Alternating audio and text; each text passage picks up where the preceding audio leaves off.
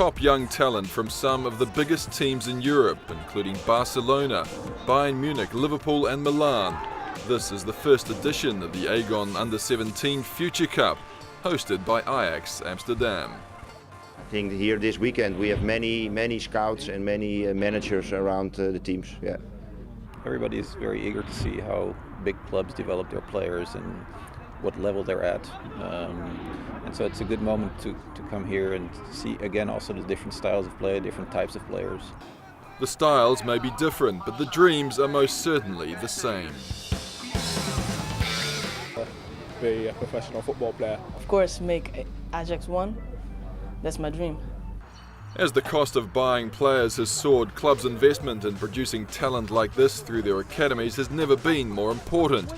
Today, turning out model professionals who can perform both on and off the pitch is a very serious business.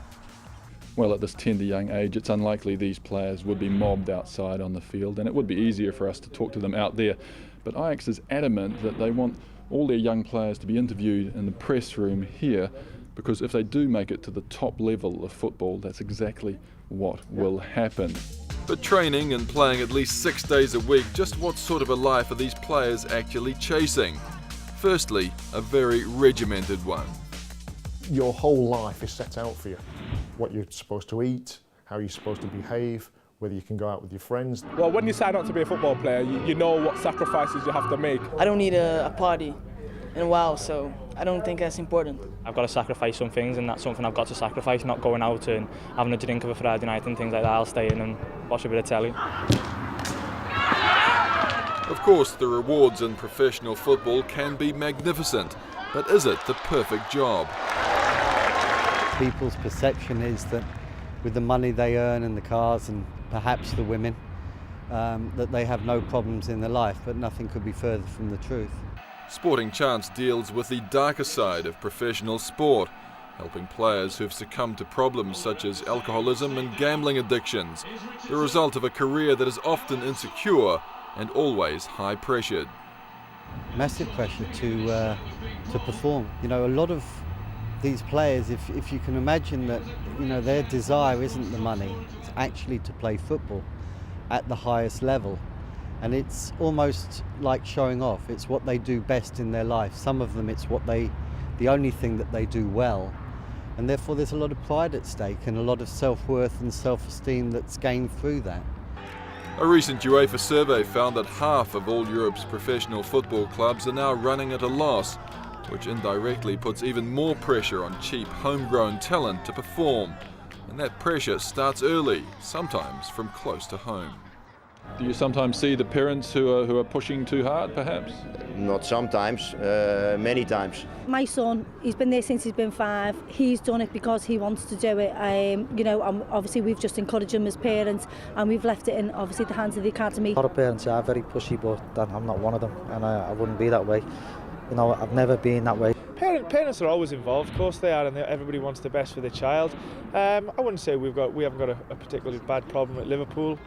In the UK alone, it's estimated clubs now spend around $100 million a year on academies, which take in thousands of boys. But in what is a cruelly inefficient system, the vast majority will fail to realise their dreams. Even the 16 and 17-year-olds who have made it this far are unlikely to go much further.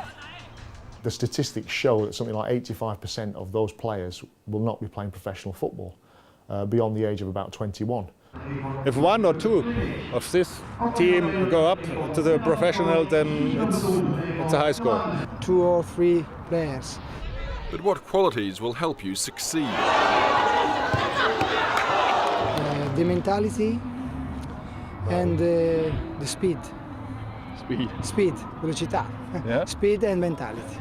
The mentality that they want to reach the top. Yeah, that's very important for players in the future.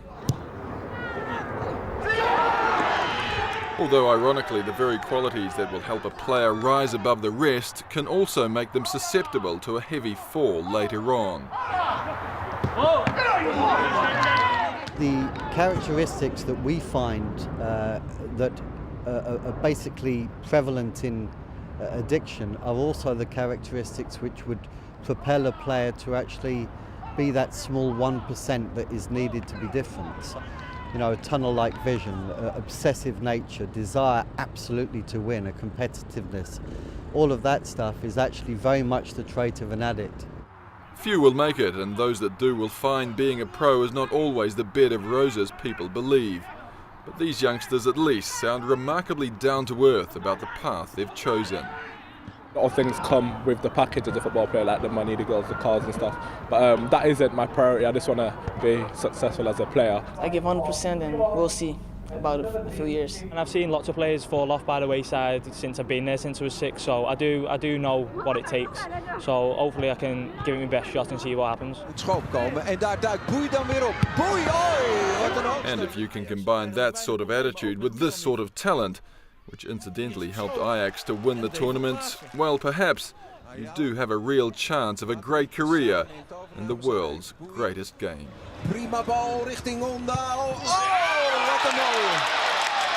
Prachtig doelpunt van Ajax.